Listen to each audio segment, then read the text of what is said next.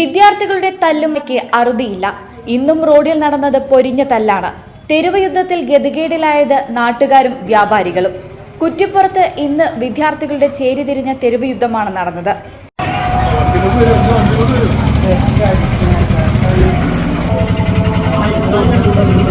ഇന്നത്തെ തമ്മിൽ തല്ല് അരങ്ങേറിയത് ഹൈസ്കൂൾ റോഡിലെ സബ് രജിസ്ട്രാർ ഓഫീസ് പരിസരത്തായിരുന്നു. വടിയും കമ്പുമായി ആക്രമിച്ചതിൽ 2-3 പേർക്ക് പരിക്കേറ്റ് തലപൊട്ടി ചോരയൊഴുകിയിട്ടുണ്ട്. കുറ്റിപ്പുറം നഗരത്തിൽ വിദ്യാർത്ഥികളുടെ ചേരിതിരിഞ്ഞ തമ്മിൽ തല്ലും തെരുവ് കയ്യാങ്കളിയും പതിവ് കാഴ്ചയായി മാറിയിരിക്കുകയാണ്.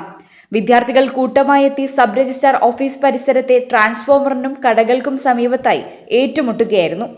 വടികൊണ്ട് ആക്രമിച്ചതിനെ തുടർന്ന് തലയിൽ നിന്നും ചോരയൊലിച്ച് യൂണിഫോമിൽ ചോരക്കളമായി വിദ്യാർത്ഥികൾ അക്രമം തുടർന്നത് നാട്ടുകാരിൽ ഭീതി പരത്തി.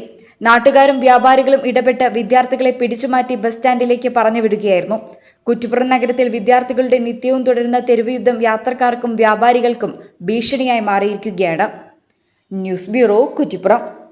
NIPMS Academy, Nisar Hospital, Valancheri. For admission 9957 08048.